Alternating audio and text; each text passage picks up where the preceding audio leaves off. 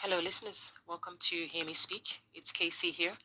Today, I wanted to talk about how sex education in schools is all wrong and that you shouldn't allow someone treat you badly just because you like or love them, and how sex education has more to do with what's in people's heads than anything else. Also, you are in control of your body because at the end of the day, people, young girls, young women, women in general, you have to stop wearing your wishbone where your backbone ought to be. Now, having spent a fair amount talking, listening to, reading threads, posts, and comments about intercourse and relationships, I stand by my original train of thought and assertion that sex education and relationships are being taught all wrong in schools and possibly at home. That the focus and main point of teaching sex and relationships education needs to change and move away from intercourse, body parts, how the body responds, changes in adolescence, puberty, reproduction, etc., and so on. But instead, to my mind, the focus should be on consent, self esteem, confidence, knowing your mind, standing your ground, not giving in to pressure, be it from your peers or from the person you are with. And lastly, I think sex education should be all about courage, the courage to say no, the courage to say, I'm not ready, and the courage to walk away.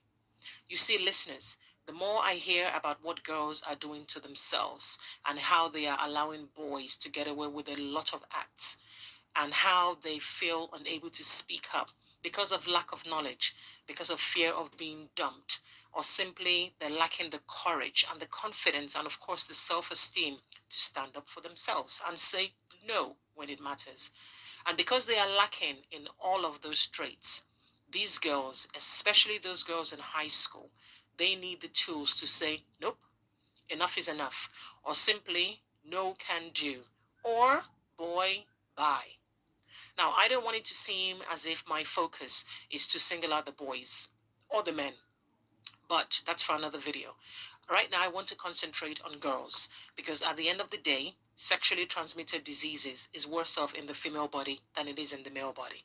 And I wanted to tell you some of the comments I have also come across recently from girls about sex and relationships. Now, when you tell a guy, according to the girls, when you tell a guy to wear a condom and he either pretends to or he takes it off during sex without you being aware of it, this is something you haven't given consent to. So you're effectively having unprotected sex. Another comment is that they feel that this something like this has happened a lot. So it's actually more common than we realize, and that they feel that it's a devastating experience, but then what can they do?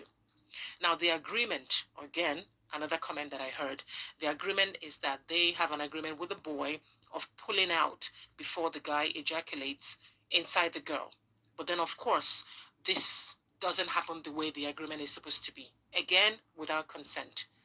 Now, girls saying that they know that this is not a safe method, but they didn't want to disappoint the guy or they didn't want to upset the guy. So, in a way, they kind of went along with it. Now, guys who send pictures of their private parts to girls and then ask for the girls to return the favor. The girls say that they feel pressured, otherwise, the guy might say something about them on social media. And so they send it. Now, they send these nude pictures of themselves, not thinking about the future and how one day these pictures might be used against them. You then have girls who say on social media that the situations have happened to them so many times that it doesn't feel wrong or surprise them anymore. And so many other things that these girls are being asked to do, or in my opinion, being coerced into doing. Now, the one thing they all have in common is low self esteem, the strength to say no to the boys, the ability to be honest and tell the boys how they truly feel, or simply tell them to get lost. They don't have the courage to do that. They don't have the strength to do that. Now, this is why I say that sex education in school needs to go for the jugular. Teenagers will engage in sexual escapades if they want to. Some might not want to.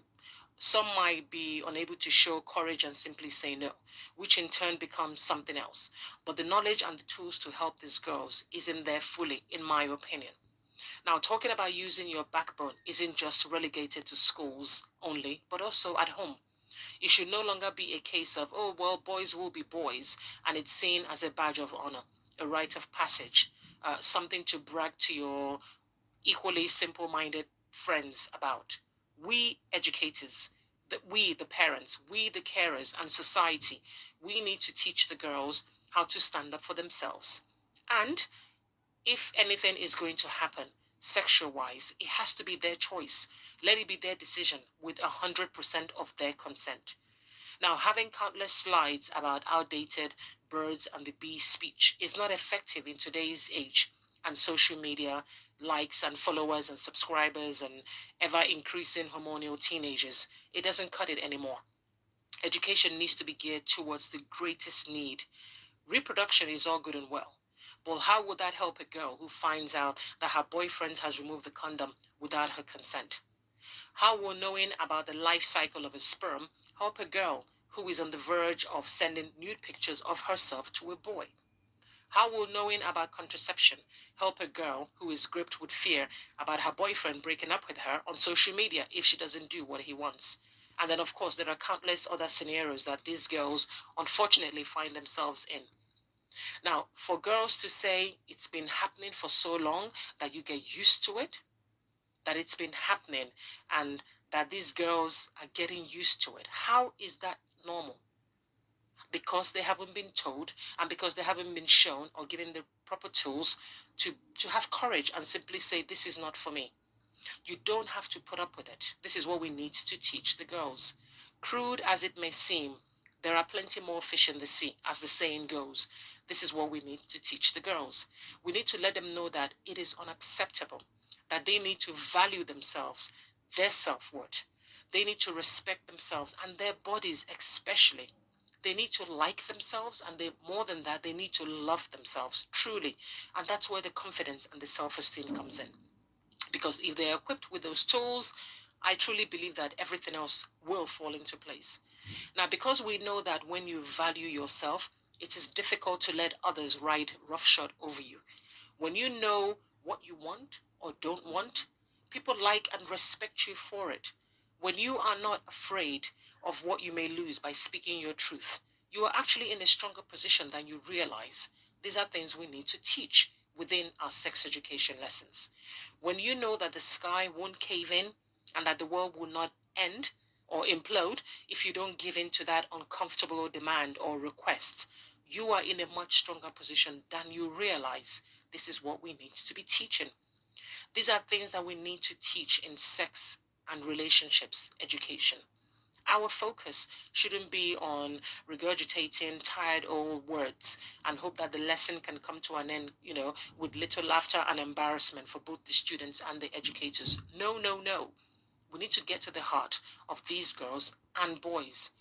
Their language needs to be spoken, and the seriousness of their actions needs to be conveyed in a way that will hit home. Now, sex education in today's world is more crucial than ever, and it needs to be done right. Otherwise, we are doing a great disservice to tomorrow's men and women. Just look at social media and all the nonsensical things that girls talk about, boys talk about, things that girls are expected to do, things that girls are doing, things that boys are doing. And to me, that is lack of education, lack of self-control, lack of self-esteem, lack of confidence. Now, sex education is supposed to help young people. It's supposed to reduce their risk, potentially, of any negative outcomes, such as unwanted pregnancies, sexually transmitted diseases. But before you can tell somebody to climb a mountain, you have to get them to believe in themselves. And that starts with their mindset. There are a lot of things that take place before we get to pregnancy and sexually transmitted diseases. Emphasis needs to be on the relationships with their peers, with their prospective love interests, so that they can develop the decision-making skills that is going to be valuable all through their lives. So in a nutshell, we need to put the horse before the cart. We need to teach students to cope with mistakes and failures. We need to help them establish self-discipline. We need to help them develop a sense of responsibility. And also, we need to know what to do when someone crosses the line. This is what these girls need, more than the birds and the bees and slides. But listeners, let me know your thoughts in the comments section. As usual, thanks for listening. Share this video, give it a thumbs up if you will. Subscribe if you wish. Take care.